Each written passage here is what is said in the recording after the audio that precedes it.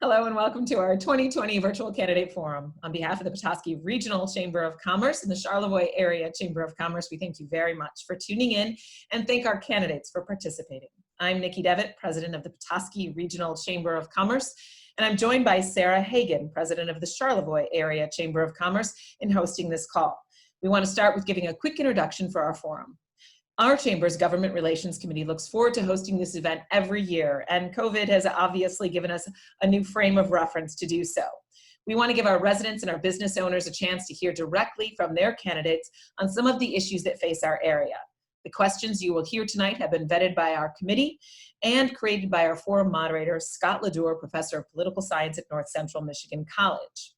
The candidates we have joining us this evening, running for U.S. representative or state representative for District 107 are Tana Baldwin, John N. DeMoose, Sue Fisher, Terry Lamb, Damon Lawrence, Jim Page, Kurt Perrin, and Kathy Twardy.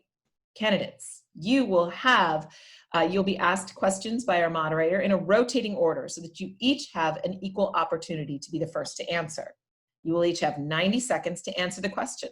Sarah will be holding up time cards for you or verbally announcing when you are at 30 seconds, 10 seconds, and when your time is up.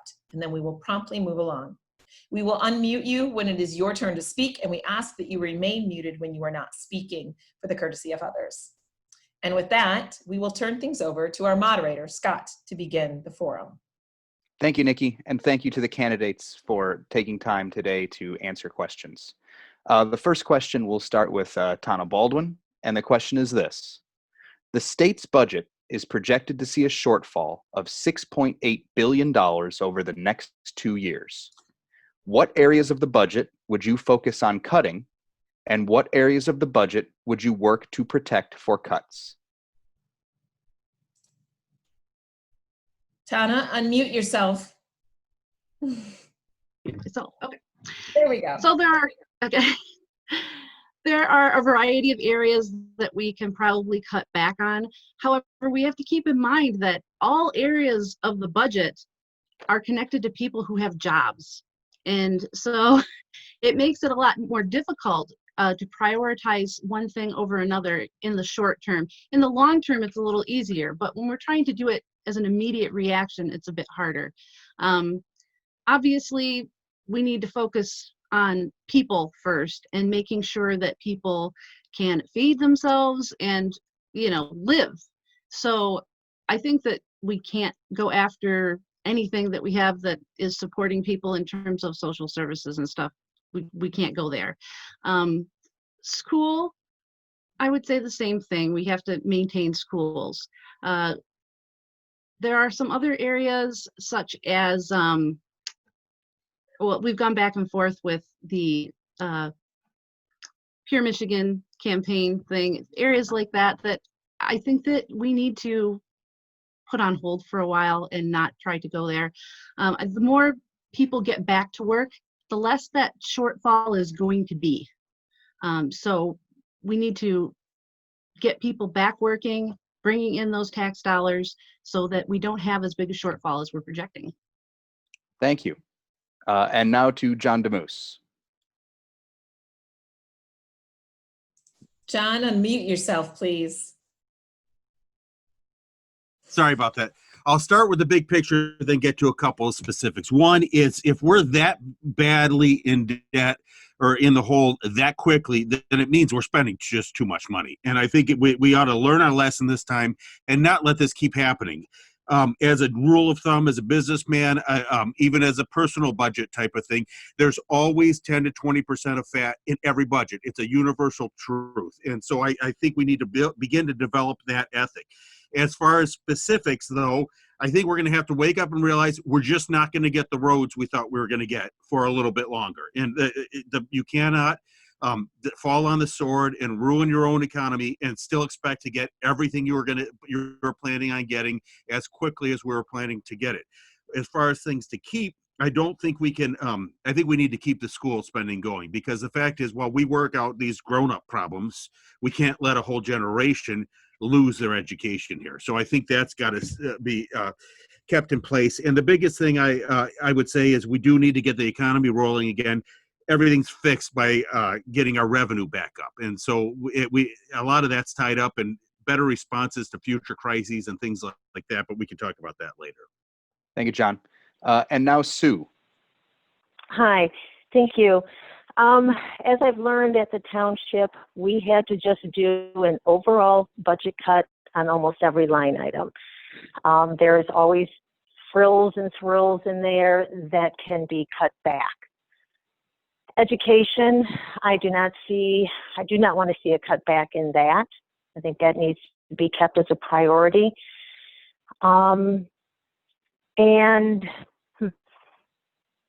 I think that's my main priority. Right there is education, and we just need to cut back on everything else. Thank you. Terry.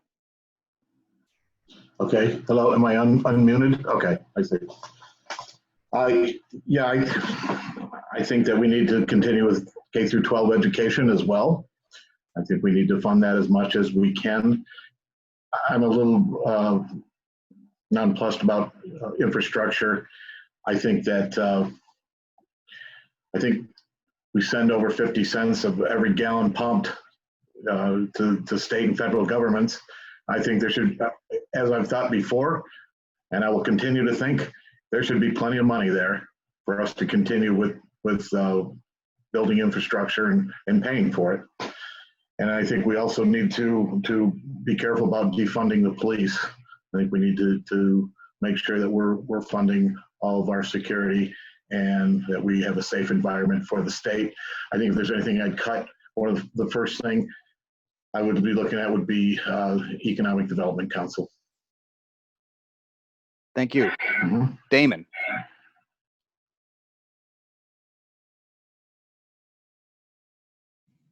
There we go. There you go. Hey, yeah, I'm going to say whoever spending money on prison, that's roads, that's issue. Hey, we'll bring that back. Prison money will say, but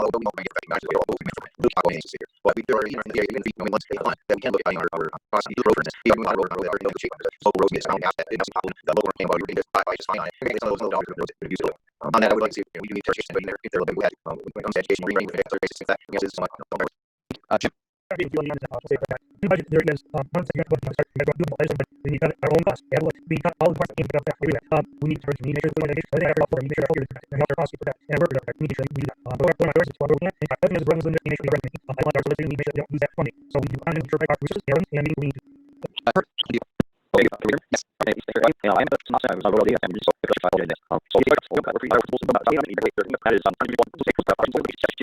you can do a 3% cut across the board for all agencies and departments, just to be fair, except for exempting the roads, prisons, police, and education, of course.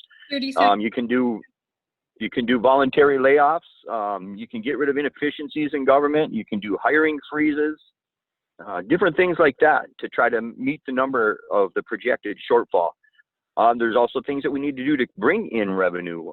Revenue can be brought in. I know the CARES Act, federal government is funding lots of money to lots of communities and states, and I think part of that is fighting for that.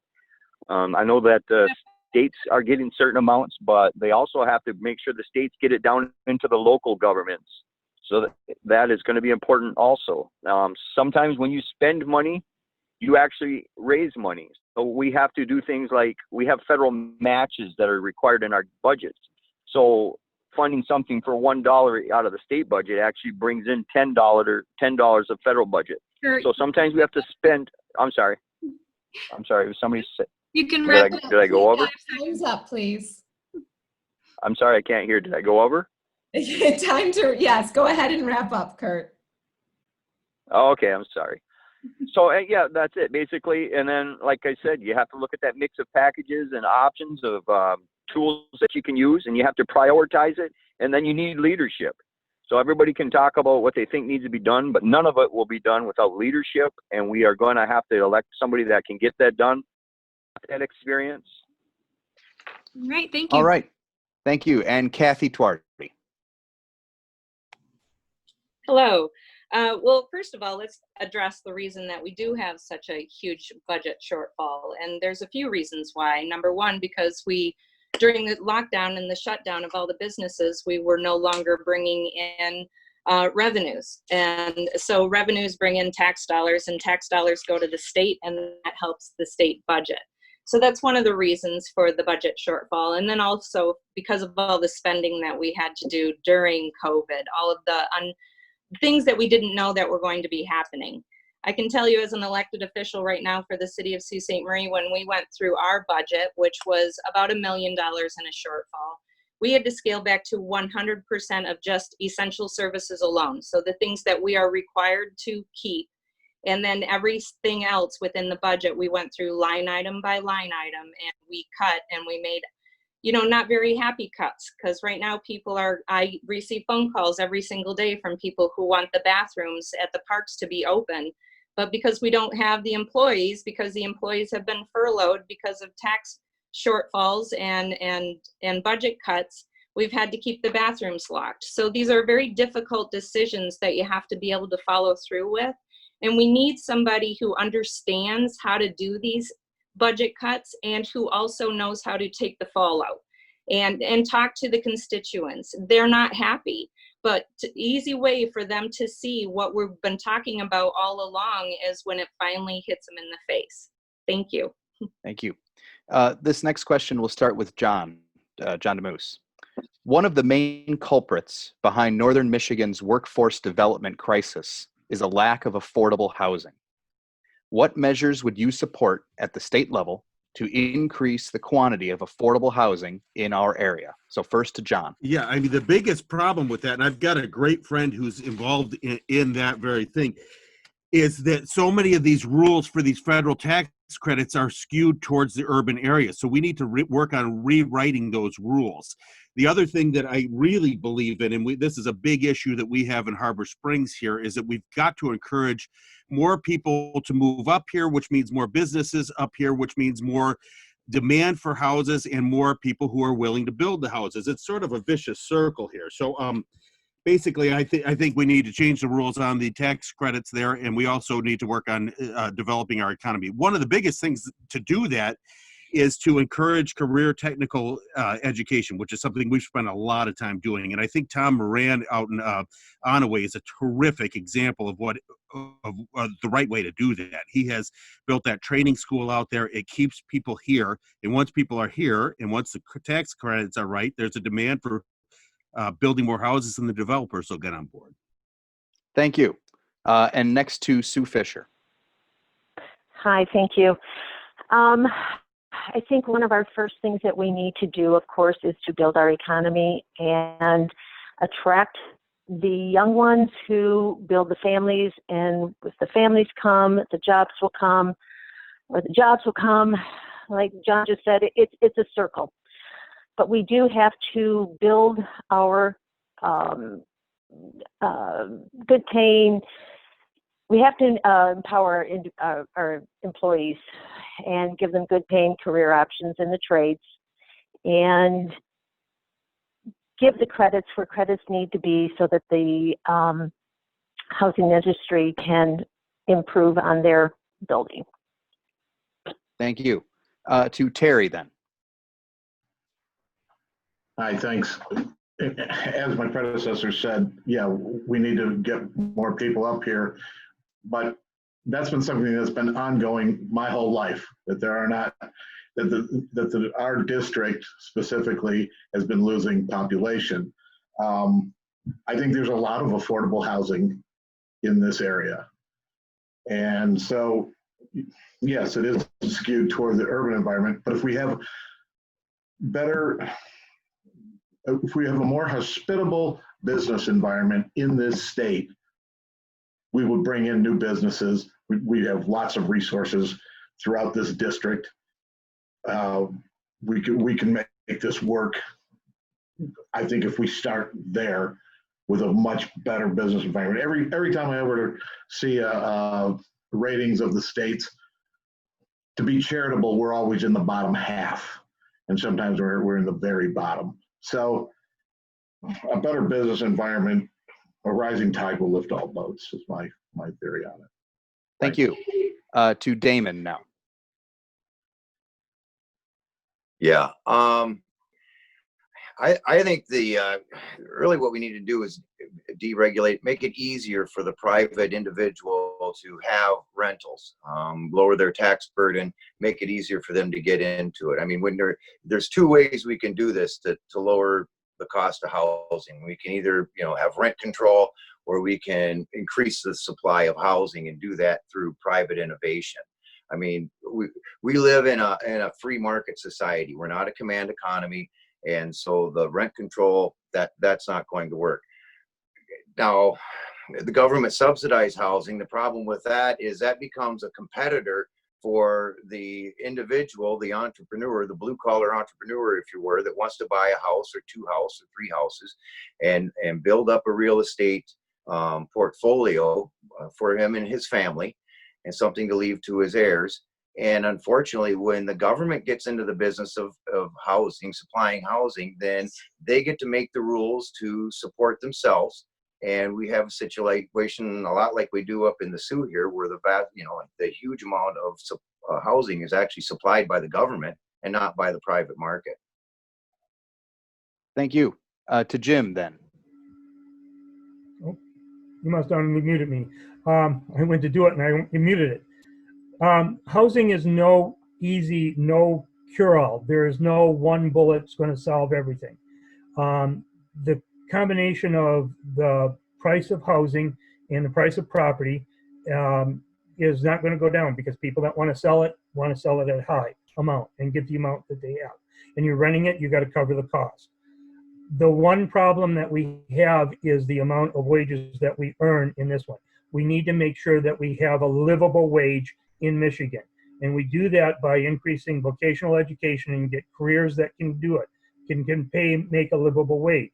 We need to raise the minimum wage up so that people at the lower end can actually afford housing, because nobody can live on the $10 an hour, not in paid rent and cars and automobiles. So there is no one cure-all. The government's not going to be able to solve it all by itself. It needs a combination of higher wages and more affordable housing somehow. And there's no one answer that's going to do. Government's not going to provide it. Private sector is not going to provide it all the way. It's got to be a combination both ways. Thank you. And now to Kurt.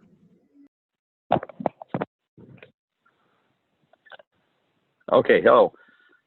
Okay, so affordable housing issue is an important issue, and I think a lot of the candidates covered many of the important points. So yeah, the tax credits could help. Rewriting rules would help, but we have to realize that when the government gets involved too much with housing, it can have serious consequences to our economy. We look at the government subprime mortgage crisis that caused the 2008 crash, when the government was, backing some low risk or high risk mortgages to people that ended up defaulting, which caused the 2008 crash. We don't want that to happen. So we have to be very careful when government comes in and gives tax credits. Sometimes doing things like short-term subsidies until the workers reach a certain percentage of the poverty level, that may work until they can lift themselves up. And then attracting people into our district. We have lots of beautiful land. The quality of life here is unlike anywhere else. So we do need to attract young people. We see the graying of our population as it gets older, and our younger educated people are moving away. We have to figure out a way to get them here, keep them here. You can wrap up in the next 5 seconds. 5 Okay, seconds. and I please. just say that I think we have everything needed here. We just have to attract them, retain them, and the market will figure out the rest. Thank you. Kathy Twardy.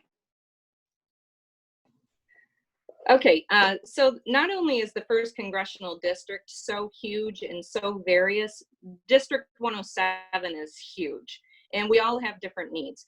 And so I can tell you, in the city of Sault Ste. Marie alone, in the last 2 years, we've approved 2 Mish-to-LIHTC housing projects, which are specifically for workforce people, and they're already all rented out.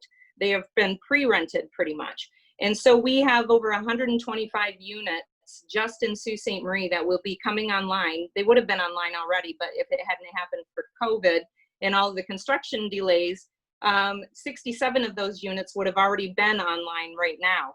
And so we are covering our issues up here in the city of Sault Ste. Marie. Now, I understand that Petoskey, Traverse City, and Harbor Springs have completely different issues down there. They do need more workforce people. They do need more housing for workforce employees down there, because right now in Harbor Springs, the housing is very, very expensive.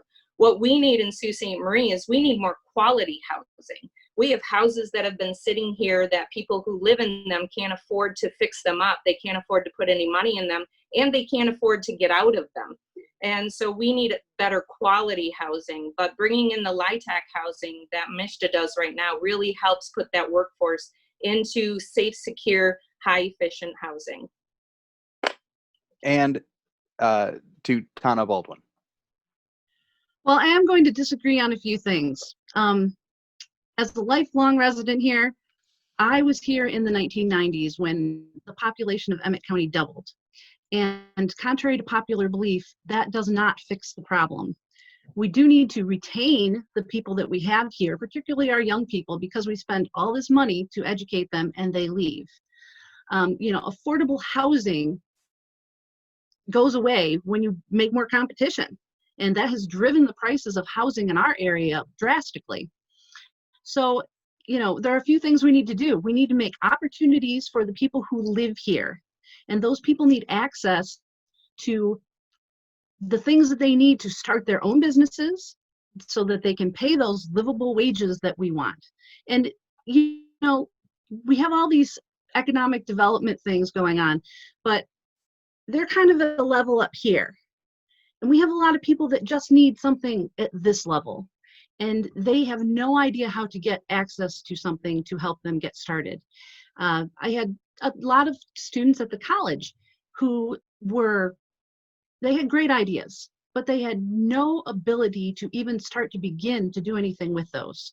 And so if we can get some of that to those people, and not necessarily from the government, but organized, which government can help to do, then we can build the economy locally and we can make it so that people can have a living wage. Thank you. This question will start with Sue Fisher. Thank you. There have been divided opinions regarding Governor Whitmer's efforts to address the COVID-19 pandemic. With cases in Michigan again on the rise, what measures would you support to keep Michiganders safe? And we will start with Sue. Okay, thank you. It has been controversial, mainly because there's been such a divide between northern Michigan and southern Michigan. If things were handled just a little bit different, where northern Michigan could have opened up a little bit sooner, maybe the thoughts wouldn't have been so critical. I know that the numbers are up a little bit, but the deaths are still coming down. So I'm just kind of confused as to why we went back with stronger restrictions again. We do have to watch the science. We do have to watch the numbers. But as long as the death tolls are going down, and we should not have to have the huge concerns that we're showing. We also have to protect those in our nursing homes, and as long as we keep the testing up, and as long as they keep working on that vaccine, I think that we'll be able to get through this. Thank you, Sue. And I'm done. And now to Terry. Yeah, Scott, would you repeat the question again, please? Yes, I'd be happy to. In the wake, there have been divided opinions regarding Governor Whitmer's efforts to address the COVID-19 pandemic. With cases in Michigan again on the rise, what measures do you support to keep Michiganders safe? Well, yeah, I think her method of one size fits all governing is ridiculous. There's Northern Michigan and the Upper Peninsula should not have been treated exactly like Detroit. I've heard lots and lots of stories. I am very reluctant to trust all the facts and figures such as they are. if you are, the one figure that I did hear from, I think, a reputable source was that if you are the age of 60 or under and you get the virus, you have a 99% survival.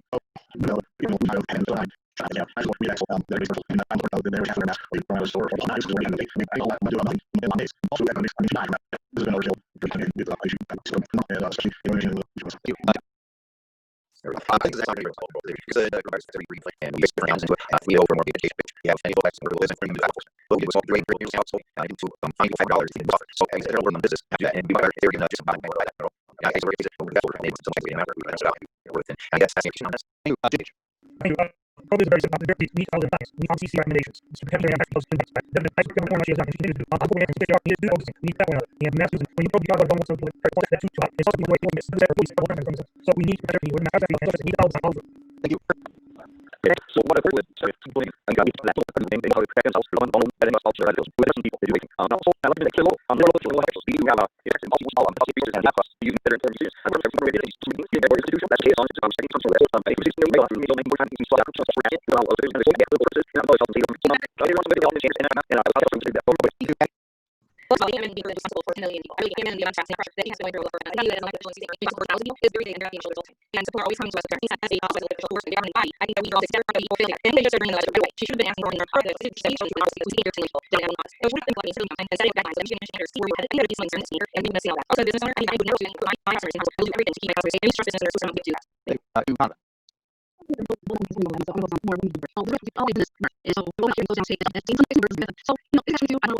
The way that this is coming up soon. I'm so sorry for seeing that on our part. You know, I was the other day, might be careful just on that. So people know they do in places as we mess and I don't we're not countries baby is. I don't think I don't think and not only so here for one so people who are visible to not participating but not be. Okay. Well, also, this is now we're thinking I don't think we're all that the wrong characters be worse. They said it's not just great. This was new for but actually really really I'm not sure to say I so you got to do this it's not now forward this is that's for my question for that you come to do that we are was company is in general I'm thinking in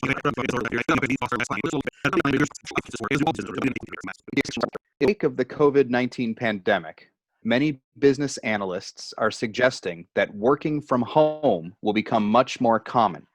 If this is so, what can our region do to attract those people who always wanted to move here but didn't because they were tethered to their job in another part of the state? So first to Terry. Well, yeah, if we are going to be working from home much more than we have in the past, this should be a boon to us here in this district. Because there's an awful lot of people that want to move up here from downstate and just couldn't for the simple fact that there are a lack of jobs. So we need to make sure that the infrastructure is there, that everybody can, that we can make it feasible for everyone to get online, for example. There's a lot of areas in our district. I talk to people every day that are unhappy with the ability to get internet service because they're just too remote. So we need to work and doing better with that. But this should be something that works in our favor if that's the case. Thank you. To Damon then.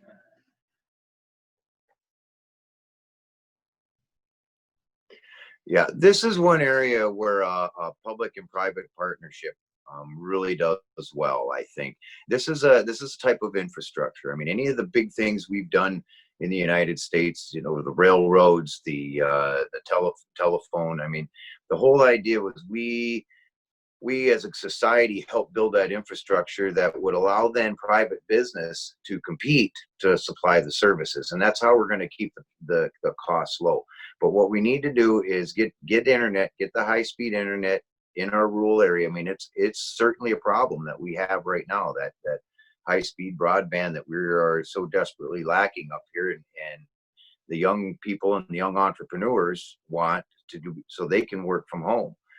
So, I mean, it's a balancing act. We have to make sure there's plenty of room for private business in there, like, again, to make sure that competition breeds the best service at the best price. We can just look at any of the other monopolies that we have to deal with and how the cost is rampant, and the customers don't really get a lot of input. Thank you. To Jim. Yeah, something just popped. Okay. This is a key issue in there. I travel this district. I go around northern Michigan all the time. There are dead spots all over the rural area. Okay. You get out there, your cell phone goes out. You don't have high-speed internet. Pickford, you can't go out. You go out to one part of Manasquan, nothing. It's a completely dead area. Or you get Canadian services. We need to legislate, I'm sorry to say this, but you need to legislate almost like in the 1920s when they did the Rural Area Electricity Act, where they had to actually mandate that companies provide electricity throughout the area. We need to do that with our internet services. We need to make sure that everybody has internet activity or access throughout this area, without the region, in good internet. Not all jobs can actually work from home. It's only the higher tech jobs that can, businesses jobs. There's some of them that you cannot do. So, but increasing the internet access throughout this area is the best way to start. Thank you. Thank you. To Kurt then.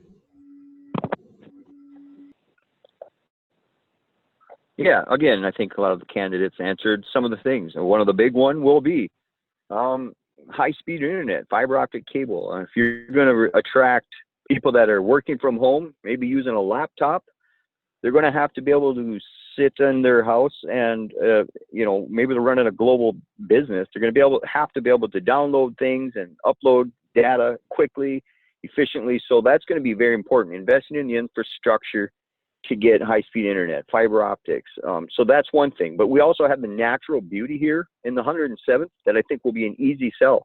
If we can sell the fact that the quality of life here is better than pretty much anywhere else in the state. The business metrics that talk about business attraction, that's right at the top. Quality of life is where workers will move. They will relocate to regions that have beautiful natural beauty like we do in the 107th. So once we can connect them to high-speed internet where they can do their work with their laptop and they have the natural beauty, who wouldn't like to take their lunch break and go outside and catch a northern pike or something? So we can do that here. Like I said, we got to use our natural beauty, quality of life, and invest in some high-speed internet, fiber optics, technology upgrades, so that they will move here and enjoy their life here in northern Michigan and eastern Upper Peninsula. Thank you, Kurt. Kathy.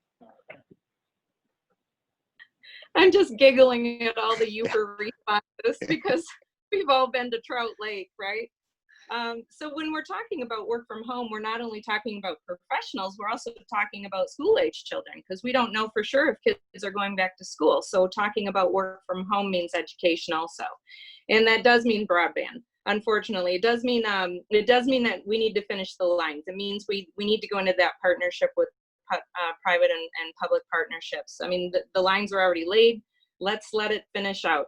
We also need to bring in more revenue sharing. We need to increase our housing, right? We just talked about housing. If we don't have quality, affordable housing and people want to move north to come to work, then where are they going to live? So we need to increase that revenue sharing. We haven't increased revenue sharing. In fact, it's been on a downhill slide since 2003. We're the only state in the United States who has a negative impact on revenue sharing. And I see it at the local level right here. We cannot fix our roads. And if you can't fix your roads, people do not necessarily want to move there. And these are local roads. These are small roads. They're not the major roads. We don't have very many major roads in the eastern UP or in northern Michigan. They're mostly local roads and local bridges that we need to fix. And that is all based on revenue sharing. Thank you. To Tana then. How's that? There you go. I'm going to take issue again with this idea that you want to bring people here. And maybe in the UP there's some sense in that. I'm not really sure. But bringing people here has been detrimental to our quality of life. The life that I led as a child compared to what my daughter is able to do is drastically different. And you're talking about bringing people here with jobs other places. Well, that doesn't help our workforce issues. So, I don't think that that's a very good thing. Now, I'd like to take those jobs and bring them here to people who already live here. I think that would be great. So I'd love to find ways to do that. Now, talking about the broadband issue, Great Lakes Energy has been doing a great job of getting it out to people in our area, and I know that that's happening, and they're going out into other places of the state. However, that takes time, and it's not going to happen overnight. And I have a feeling that Elon Musk may beat us to this. If you guys are unfamiliar with Starlink, I think he's going online maybe later this year. And you're talking about it's satellite, but it's not the satellite you're used to, because it's a close to Earth satellite with a low latency and fast speeds. And in that race, he may beat us to the punch on that. So we'll have to see. Thank you. John. Well, first of all, I remember immediately drawn to about 10, 12 years ago. I think it was the Petoskey Chamber ran one of the most brilliant ads I've ever seen in my life over Labor Day. And it was two little girls sitting on a beach. And they said they were sad. It was the end of the summer, and said, well, when are you going home? The one girl says tomorrow. And she said, what about you? And she said, well, I am home. I mean, it just captured it. I think we are going to have a flood of people out coming up here. And I, unlike Tana, think it's actually a good thing, because it'll get us beyond this crazy seasonal economy that we have. Imagine if the coronavirus had happened not in March and April, when we were all kind of slow anyways, but in July and August. It would have wiped us out. I mean, we would be paying the price for years to come. Plus, it helps things like schools. I mean, the biggest problem we have with schools is dwindling population. So there's a couple ways we can all have more babies, or we can bring people into this area to help develop them. I think this is one thing we probably all agree on, which we should maybe put this out there, that we politicians do get along, that we need the internet. You can't do this without internet. And I think Damon made a good point about this public-private sort of partnership, and that's certainly what we've had. I couldn't have this call right now just 4 months ago if it weren't for TrueStream, which was Great Lakes Energy, and it was paid for by the private sector, but it was sort of pushed through and through regulations and things here. And I think if we get that handled, this might be a very good thing for us, because who wants to live in Detroit when all this stuff's going on? Thank you. To Sue, then. Thank you. Thank you. I am talking to you tonight by telephone because I am unable to get a decent service where I live. The high-speed lines all went through, and private enterprise has shown that it is not a moneymaker to bring it to the homes. So this needs to be treated almost like any other utility business. They have, over the years, been given the incentives to provide it to the homes, and this is what we will need.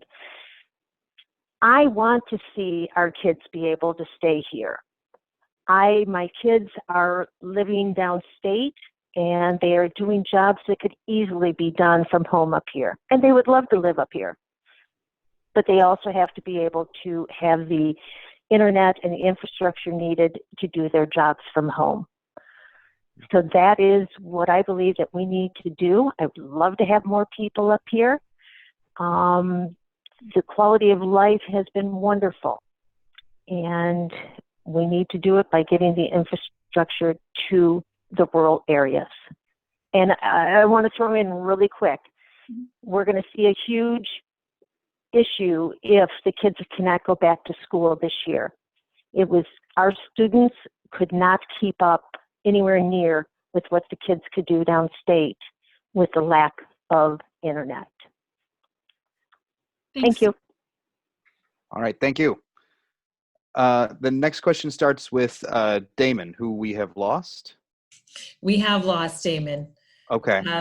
So we'll hope that Damon's able to join us back. Okay. We'll give this question to Jim then first. Jim.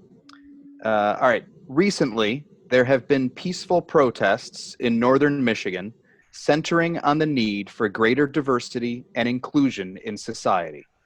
What needs to be done to address these issues, and how will your work in the State House reflect that? So this goes to Jim first. Well, first of all, I've lived all over this country. I was in the United States Marine Corps, and I went from California, Camp Pendleton, all the way to the naval annex in Arlington, Virginia. And racism, I've seen some of the worst around here. Okay, we need to control and do some racism is an issue. I do support the 8 recommendations for people to help people. I do support the Black Lives Matter movement. I do something that's we have hatred. There are all kinds of areas in here. We have to make things better. I obviously police become a peaceful better than the military style that we have right now. So we need to inform ourselves on the police force. Same question to Kurt. Yeah, thank you for the question.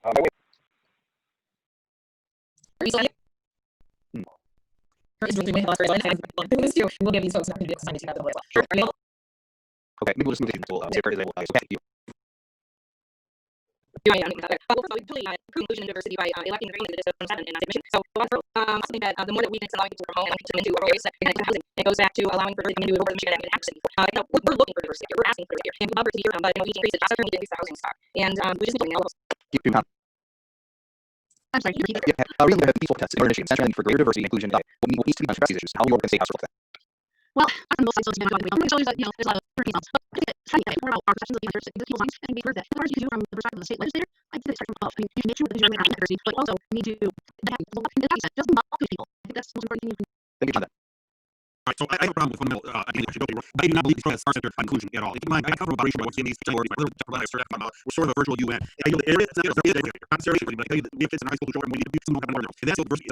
Right? These protests, I gotta say that I do not believe because I did this defunding police is something one that's the most that's 20 years here. And these are different things for the left. People are using race as a lot of these no, not one since it happened up with George Floyd and that's over here. But I don't believe that these protests, especially the tiny protests, who just came from our state, where that comes from. And so as far as recent things, we need to move forward. That's where everybody is having a country. We got to move somewhere else. First and foremost, we cannot defund our police departments. What can you do to allow this discussion? The abuse was wrong. Did not based on racism. That was a totally separate issue. I believe it's asking, and around that issue. Black Lives Matter has a whole new this, and I felt little. I often remember family. I always been in my thought. I'm trying to hear from me, and you all know my son's gay. We're diverse and very, very looking. We have not had a single issue with single mission. I believe that peaceful protests are about, but this is gone beyond peaceful protest. Thank you. Chair. Could you repeat the question one more time? Sure. Make sure I know Recently, there have been peace protests in Michigan, centering on the need for greater diversity and inclusion in society. What do you think to address these issues? How will your organization address that? Well, I think that I support diversity and interest. Those are the words diversity come up and we're out for no.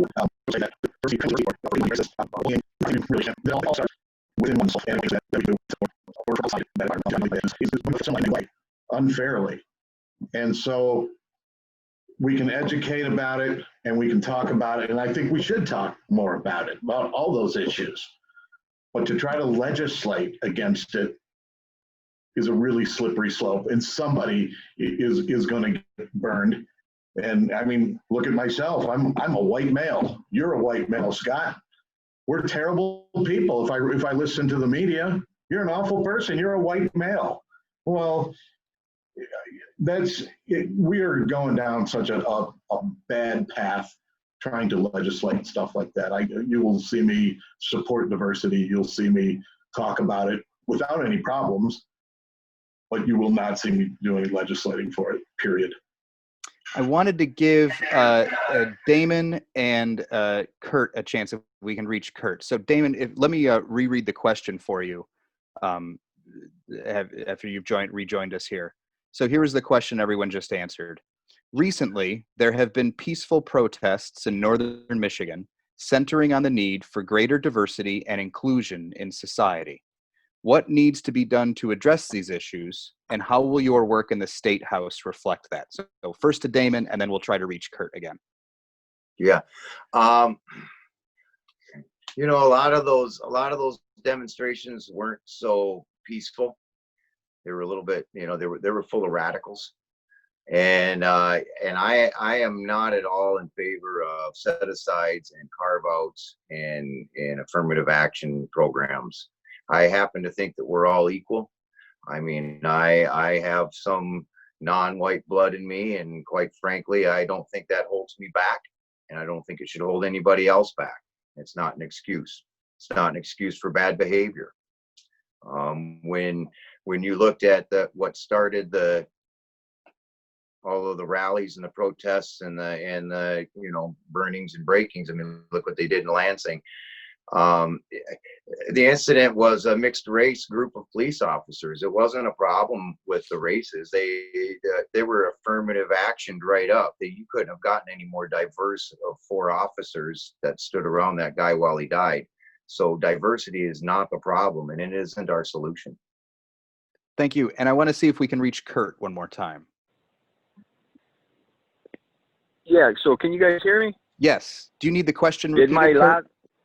No, because I answered the question, and then I'm assuming you guys didn't hear my answer? Yes, I think that is what happened. Well, then I'm not sure what happened, because I was ranting for probably an extra 5 minutes, and when I listened in, I heard some other lady answering a question. I'm like, I wonder if they even heard me. Right. So, yeah, I don't think know there what was- happened there. Right. Yeah, I think there was some issue. Would you like the question repeated? I want to give you a chance. No, to I answer. was answering it, and I was pretty worked up about it too. So I wanted to start off by saying diversity and inclusion. I'm not sure what that means. Does it mean racial diversity and inclusion? And into what? I'm not sure. But of course, we're all for that. We want our communities to reflect the bodies that we have in here. You know, the different races, religions, whatever it is. So I believe in the right to peaceful protest also. We talked about the protests we had up here in northern Michigan. That's great. We have a constitutional right to peaceably assemble, to petition our legislatures.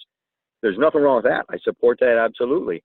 But I also think we have to do this in a democratic way. We're a democracy. We need to follow the laws and get your ideas and issues out there peacefully. We do not support, you do not have a constitutional right to riot, to loot, to burn down police departments, to assault innocent people, to burn down businesses.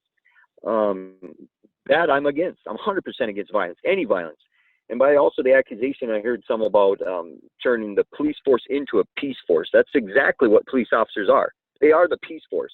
Get rid of the police departments like some people are talking about, and you'll have nothing but violence on the streets. I know this. I've been a police officer for 20 years, right here in Michigan's 107th district, and I'm still working as a police officer.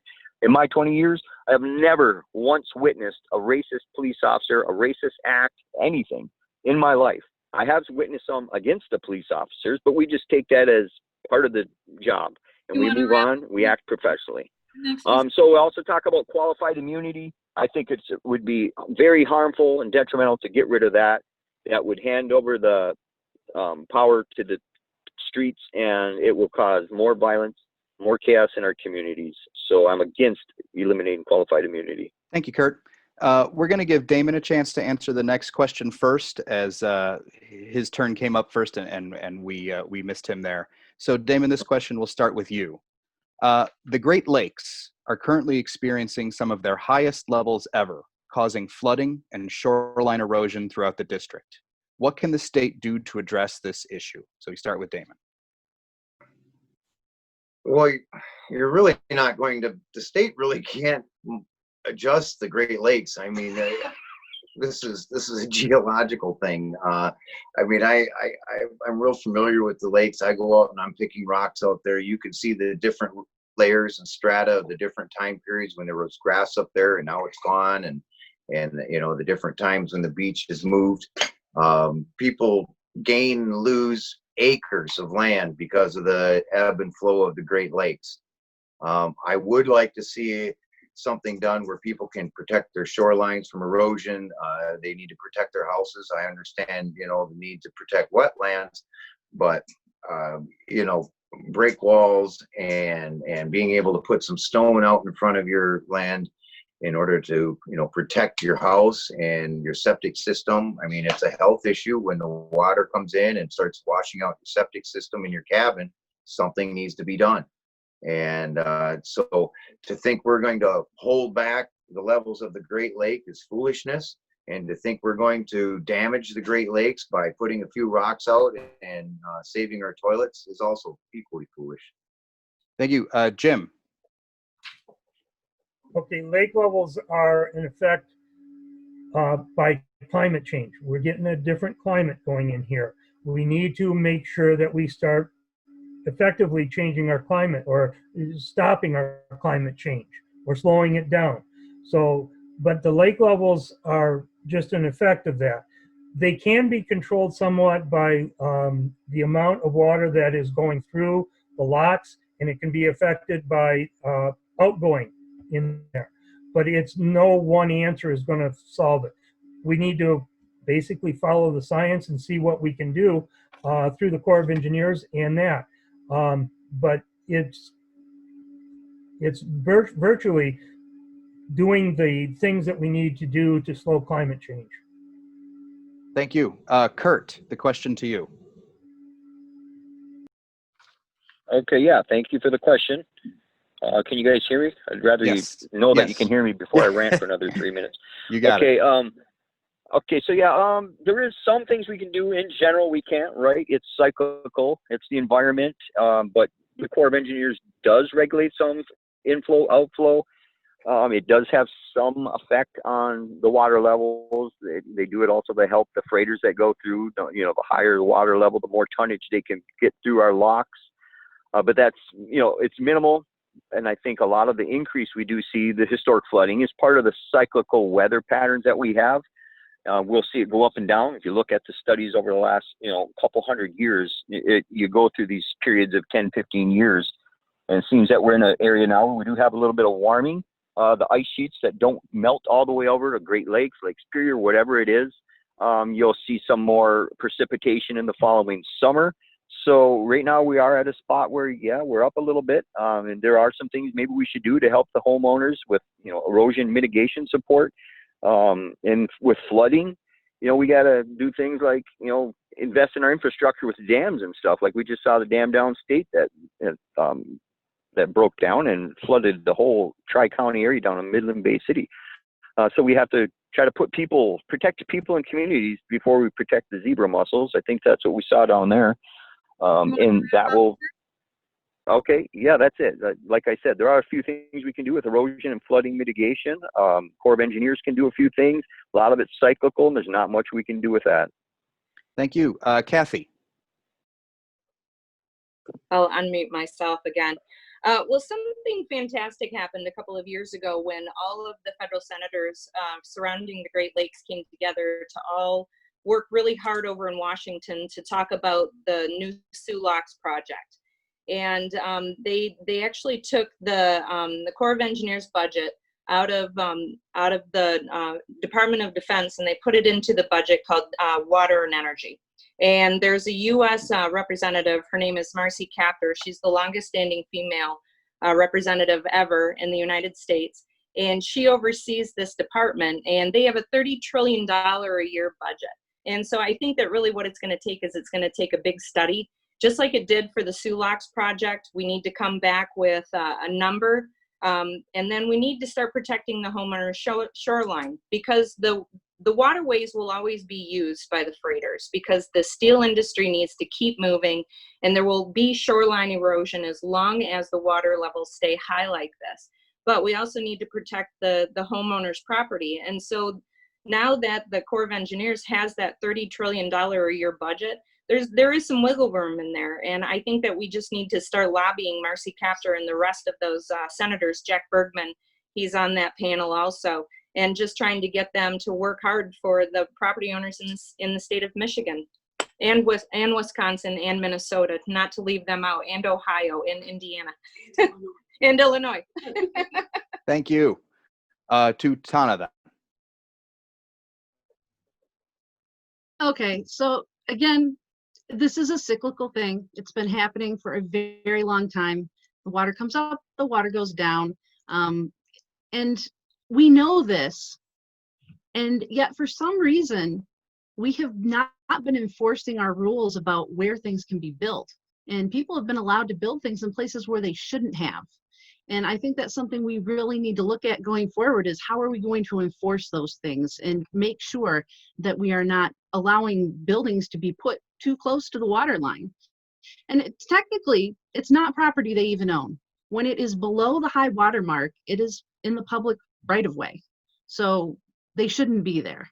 That being said, there are obviously things that we can do. There are homeowners who may need to move their homes. That's one thing that people are looking at, actually moving them back off of the lakeshore.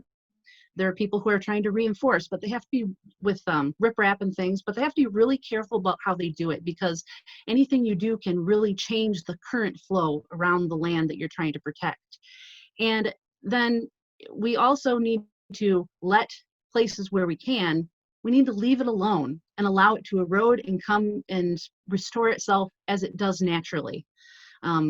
You know, somebody went around and planted grass all over the place and then said, we don't know where this grass came from that's invasive all over, and it was causing a problem. We need to just let things go as they're supposed to. Thank you. John. Well, one of the things I keep saying to different groups is that when you run for something, you feel like you need to pretend you're an expert at everything. And the fact of the matter is there's certain things I feel very strongly about, and I am an expert in, and some I'm not. And this is probably more in the category of I'm not. Tana's right. I remember that as a little kid. Every now and then you'd see the water line about how I'm not sure this a lot of people who don't wait on the shoreline. So I do believe that. One of the for me, but Hi. It's a little cheap. 100 years ago, in our city, Canal Bay, and to see how over and over, it was all. People are been 20 years. We had the high cost winter due to area east in Florida. So basically, their home. If you build a home close to the shore, you can do. They have to figure out, yes, but it's a government job for that time. They don't building there. They're afraid of something like that. So I decided to use two bigger home issues with this, and it is really good my knowledge for how we control the levels. Thank you. Thank you. And let's carry. This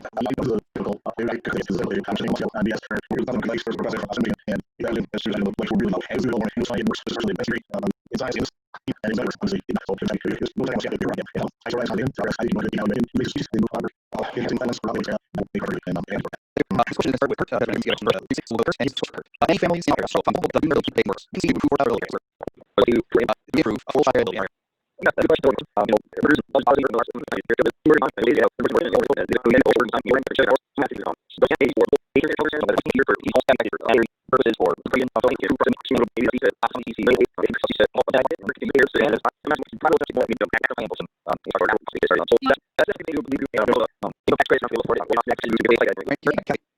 I think everyone is so you have another trying to put two children in a daycare, and so many often that's really people don't know what you're actually can see the next trials, and how many people are going to about. And so we start taking children when they're really young, and first round conversation, and you know, and if you are looking at it, and then you get every children, right? Focus on the next one, and we need to grow, and anything you're at high level. Children have need to learn for future and area comes the listening function and I'm free. You have to with or me, you know, daughters who want next. But to be that is and all the children to me.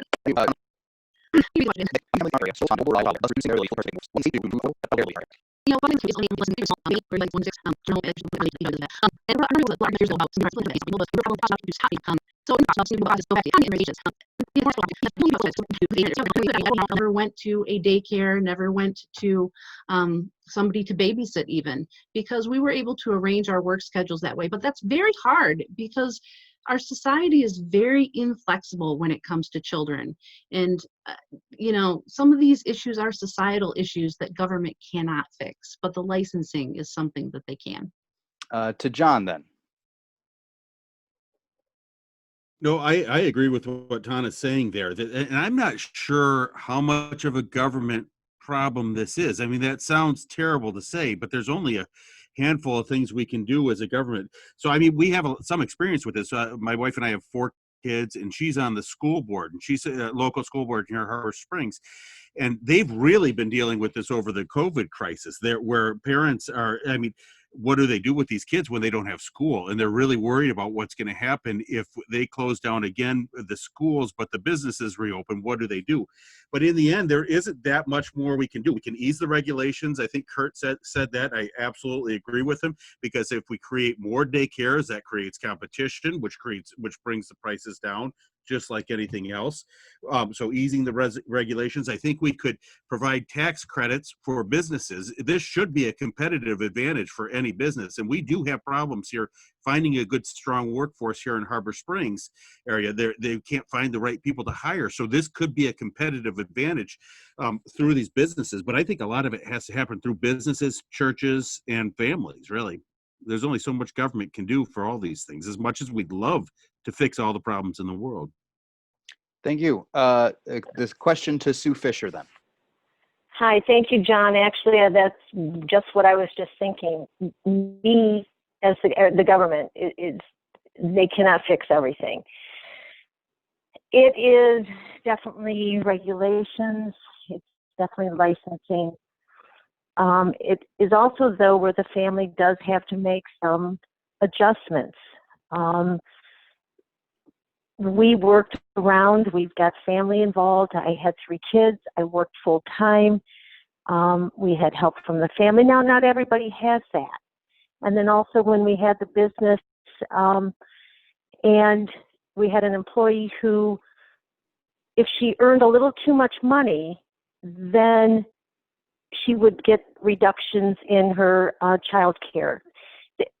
So there needs to be a balance between what we help and our restrictions on someone earning money, and then taking away some of their benefits with that. Thank you. Thank you, Sue. To Terry then. Hello. Oh, there we go. Yeah, this is a difficult issue. I don't know that there's a good answer for this as far as legislating to help out with this. Do what we can. I have a daughter. Her mother and I paid for her to have go to daycare, and then she was a latchkey child, and we did what we could, but it affects our birth rate. I think really the only solution, again, is having a better business climate, bringing in more business throughout the state. It's going to bring in businesses that are more flexible, that allow for that flexibility. This is just an issue that I have not heard a good solution to it yet, and I'm all ears, and I'd like to help out in some capacity, but I really don't know what we can do from a legislative standpoint to make this better. We can reduce the costs. We can give tax credits and that sort of thing, and that helps. But we also need the revenue coming in too. So again, it's that having a solid business climate that allows for more options. That's as good as I can do. Thank you, Terry. To Damon then. Yeah, this is just one more thing that government really has no business interfering in. I mean, I'm a conservative. I'm a free market guy. The free market is what will solve this, and that's what we have to stick with. The government can't solve everything. The government's only mandated to, like I said, take care of the roads and the schools and the prisons, and we don't have enough money to spend on any of the other frills, and we need to just stay right out of childcare and leave that up to the parents in the market. Thank you. And then to Jim. I think they lost me. Yeah, there is no one answer for this question to solve it. There's no one. It has to be a combination of effects. First of all, I do support early childhood development and lower income people having it provided for them. That's one thing that we can do. I also think that we need to have a livable wage in Michigan. People need to be able to earn a livable wage, and when they have more money in their pocket, then they can afford to do more things, and they can afford to it. We also need to have lower the family burden on income tax. We need to increase the child credits on the taxes. So it has to be a combination of different things, not just one size fits all. Thank you, Jim. All right, believe it